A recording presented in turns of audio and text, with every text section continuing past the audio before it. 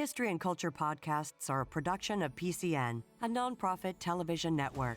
Listeners like you make our programming possible. To learn more about PCN's mission and to support PCN with a donation, visit pcntv.com. This link and others can be found in our show notes. We appreciate your support. Welcome to PCN's History and Culture podcast. I'm Phil Beckman. This podcast series features interviews exploring Pennsylvania's rich history from the colonial era to industrialization, the Gettysburg Campaign to sports history, and from art to politics and more. We're joined by Harvey J. Kaye, author of his book, Thomas Paine and the Promise of America, A History and Biography. Welcome. Thank you. It's a pleasure to be here. And as you know, it's a pleasure to be back after 20 years, you might say, having done this with the director of PCN years ago. In 1776, Thomas Paine's Common Sense was published. What made it so popular? Well, one thing to remember about Thomas Paine is that he didn't grow up in a prestigious or rich family. He grew up in essentially what we would call today a working class family. His father was an artisan corset maker, in fact, otherwise known as a stay maker. And they didn't have a hell of a lot of resources, but an aunt afforded him the opportunity to attend school. But even then, it was very difficult. And at the age of, and I'll get to exactly your question in a second, but they had to pull him out in his early teen years, and then they apprenticed him to his father. And the key thing about what makes the pamphlet, Common Sense, so popular is the fact that it was written by someone who could speak without fancifying. So he wrote in a fashion that everyone would understand him, that enabled them to grasp it. What made it popular otherwise is this. Paine did, as he always said, he didn't tell Americans something that didn't already exist in their imaginations, in their aspirations. What Paine found when he came to America was an incredible kind of it was already in some ways it was decidedly in a state of rebellion when he arrived in Philadelphia. And what he noticed is that basically Philadelphians and folks of other towns and cities in America were already governing themselves in the wake of the Boston Tea Party and the imposition of the intolerable acts by Britain. Basically, working people rose up in these towns and cities and essentially threw out the British authorities and set up their own committees to govern themselves. So Paine was very much impressed by Americans, if you like, prevailing rebelliousness, rambunctiousness, their radicalism, and their democratic instincts. At least that's what struck him. And so, as he said, is in many ways, he was enabling Americans, by way of common sense, to see what they were already doing, but had yet to sort of officially or formally intellectually articulate. And he was the first of the pamphleteers to do just that. And in fact, the way I used to tell my students, and I think the best way to look at it, it was as if Paine held up a mirror to Americans for them to see themselves, not just in terms of what they were doing, but of what they could do. Or as he would say in his pamphlet, we have it in our power to begin the world over again. And you mentioned that based off how he wrote it is part of what made it so popular. What background or experience does he have in literature? Well, in the schooling that he did receive, which was good, and it's interesting to realize that he had a particular affection for the works of Shakespeare, and also for John Bunyan, and Milton as well. And so, in many ways, he had an inclination towards poetry, a poetry that mattered, a poetry that told a story. That, I think, mattered. It's also the case that when he was apprenticed to his father as a staymaker, it's the case that his father basically told him of the history of Quakers. His father was a Quaker staymaker. So Paine was becoming versed in what had happened in 17th century England when, to put the long story short, the English kind of taught the French how to take off the head of a king.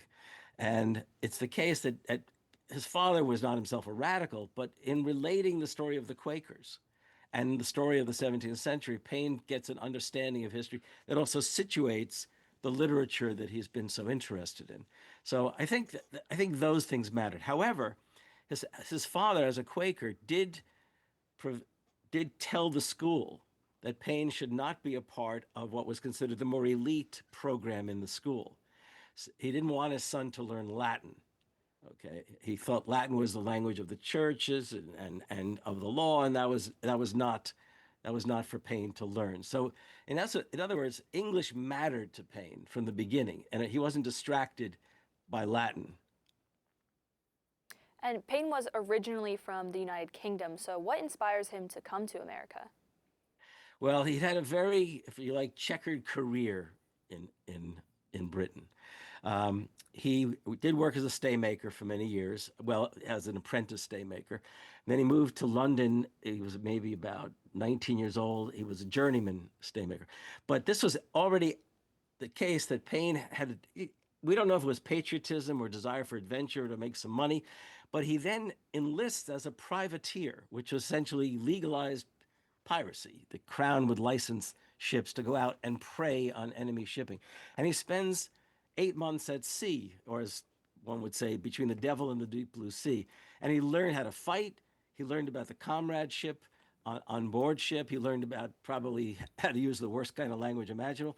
And he also learned about diversity and comradeship. And I say that because these ships that sailed as privateers, like most other ships in the Atlantic at the time, they were very diverse, multi-ethnic and multiracial, in fact.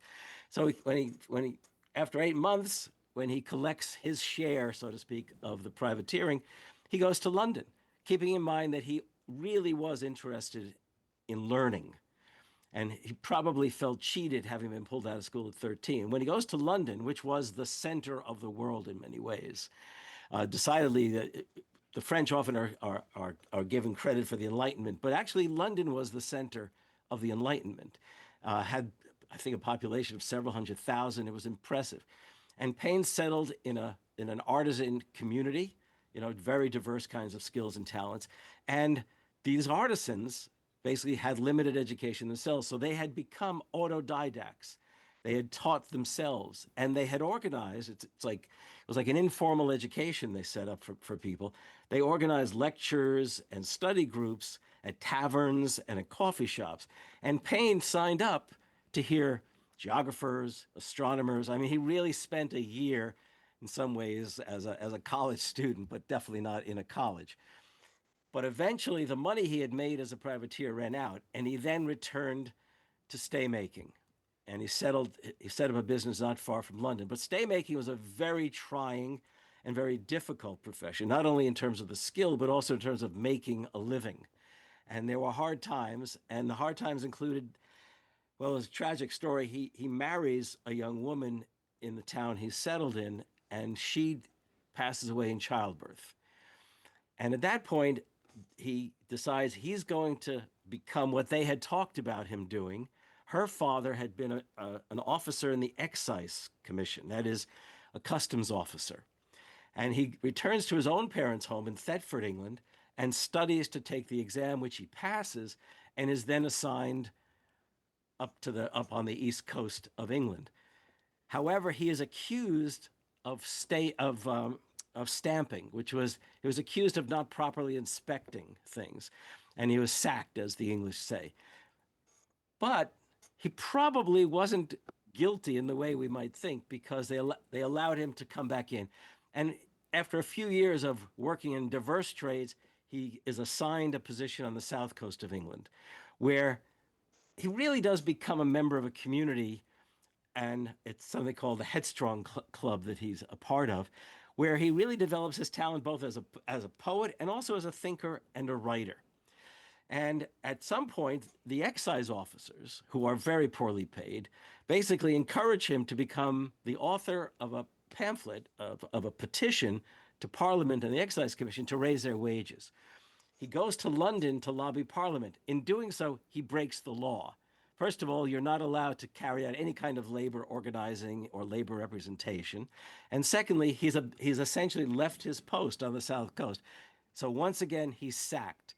But he has met the most prominent figure in the Atlantic world of the time in one of the coffee shops or taverns, and that's Benjamin Franklin. And Franklin is already in the process of recruiting people to go to America to perhaps serve in whatever the colonial rebellion might become. And I can't tell you he thought of Paine exactly in those terms, because Paine is by that time already sort of late 30s in age, but they get along extremely well. And Franklin does offer to write a letter of introduction should Paine decide to go to America, which Paine does. And that really, Franklin really must have had an adoration for Paine in a way. Paine clearly had that for Franklin. Franklin was often said that Paine was his adopted political son. And that's noteworthy because Franklin had a son who happened to be the colonial governor of New Jersey. So he was what we would call a loyalist, a Tory, which also then made Paine, if in many ways, as Paine becomes the radical he becomes, all the more Franklin's adopted political son. So Paine comes to America because it's gotten to the point where he needs to start over in life, and America affords that kind of opportunity. Once Paine arrives in America, how does he get involved in the political scene? It's not clear that he was always interested in politics, but when he arrives in Philadelphia, he's fascinated. And since I'm talking to Pennsylvanians, it's worth noting that Philadelphia, when Paine arrives in very late 1774, is a city, in quotes, a city of 30,000 people. And the actual city itself is about a square mile.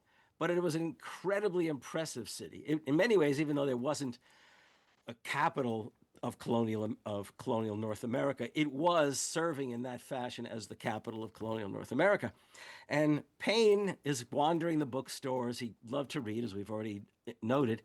And he encounters the owner of a bookshop who is wondering why it is that Paine isn't buying anything. And they get into a conversation. And basically, in the course of that conversation, Paine reveals to him the letter of introduction from Franklin, which must have really impressed this shop owner, who was also a printer, by the way. And this printer, Robert Aitken, was about to launch, he may have just launched, a new magazine, the Pennsylvania Magazine. And amazingly, Aitken offers him the editorship of the magazine.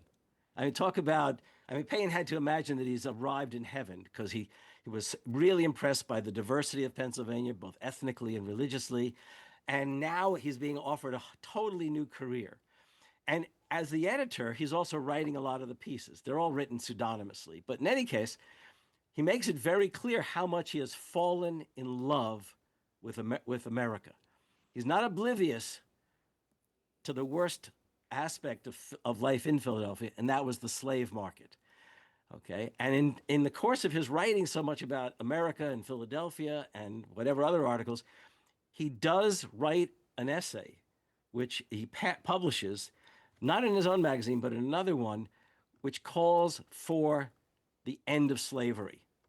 In fact, it goes beyond calling for the end of slavery. It actually says that, in contrast to many others who imagine sending black slaves once liberated back to Africa, he says, no, we must educate them and afford them some property. We should enable them to make it, so to speak, in America.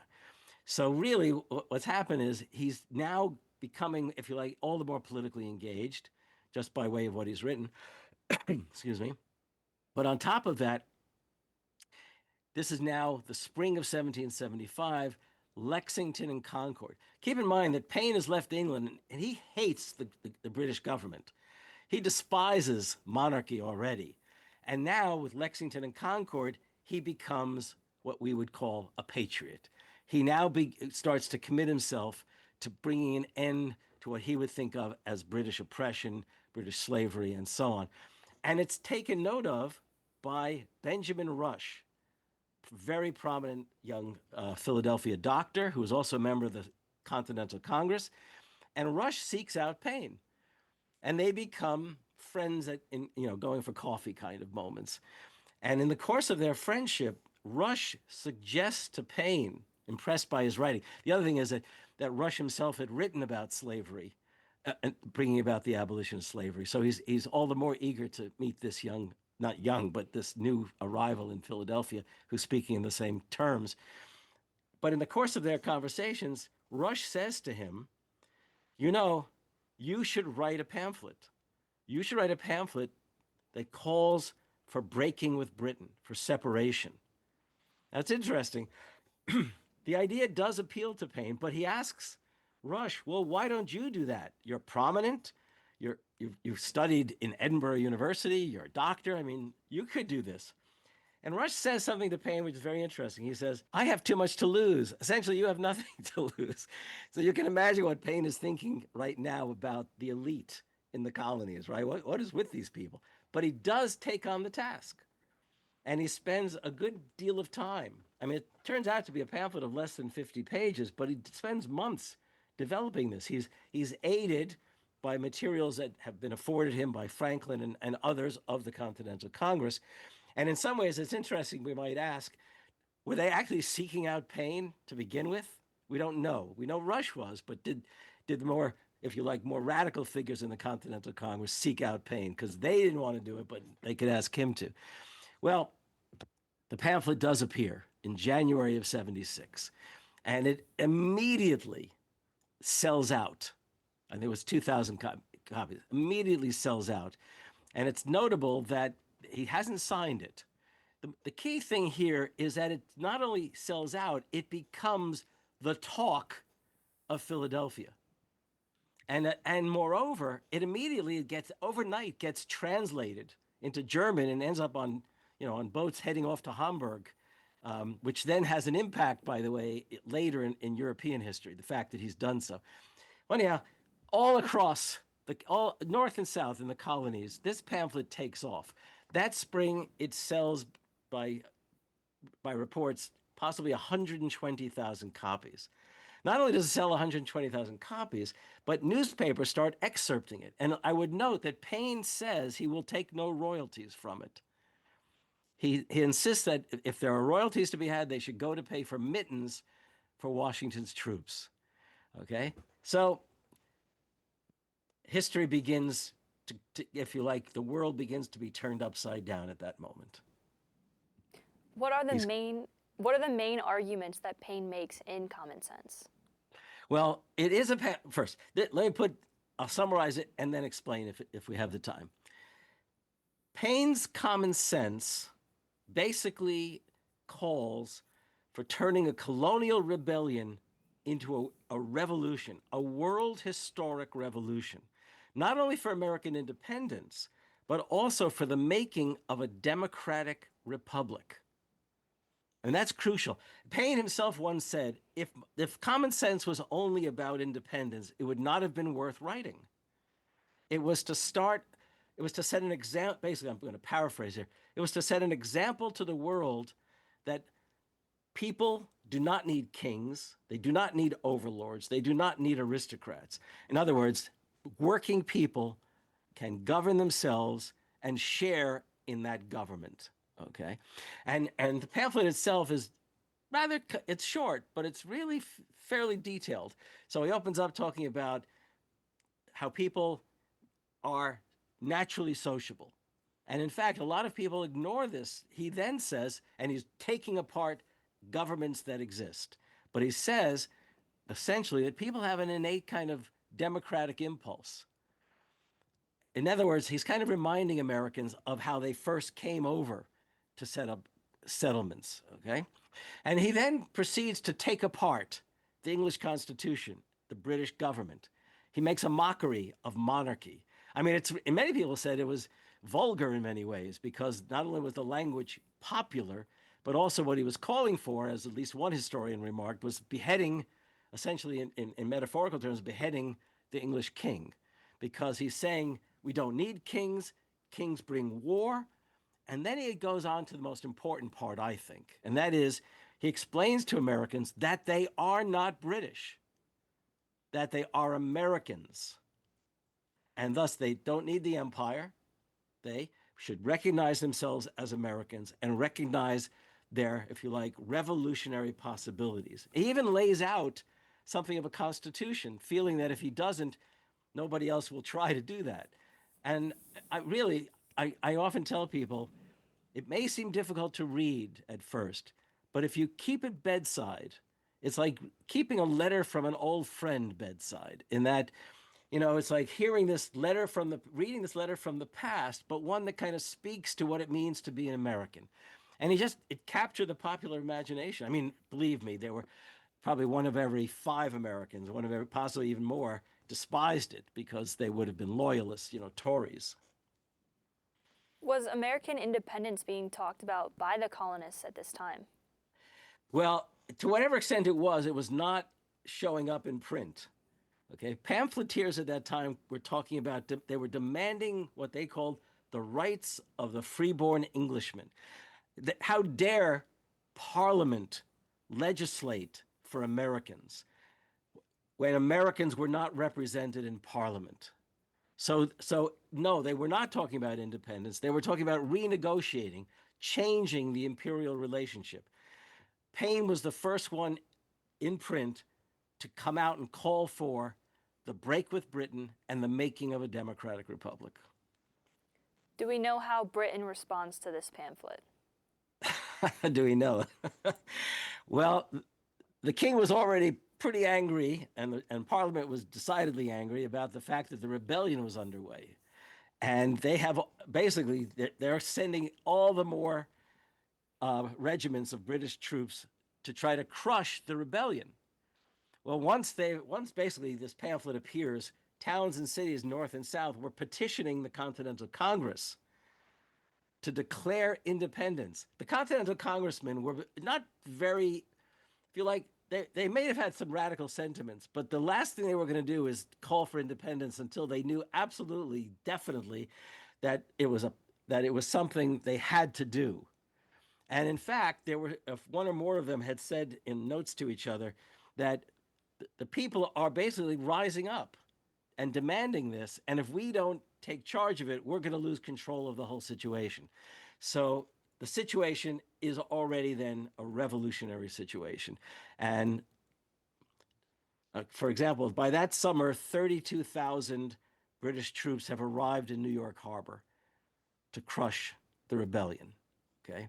And I will note, Paine himself enlisted in a Philadelphia militia to go up to New York to confront the British. And when that militia retreats, basically back to Philadelphia, Paine stays on and becomes a part of General Nathaniel Greene's forces. And it's at that time, as Washington has retreated from New York and is about to retreat across New Jersey to the Delaware, that Paine himself meets Washington. And in the course of the retreat, Washington encourages him to take up his pen again and write once again, which leads him to write the crisis paper, the first American crisis paper, which includes the lines, "These are the times that try men's souls," which is one of the most quoted lines in American history.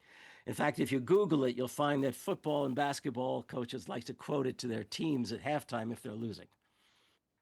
In your book, you state that John Adams actually wrote in response to Paine's argument in Common Sense. What did he write about? Well, Adams is a fascinating figure. On the one hand, he had very little affection for monarchs and aristocrats.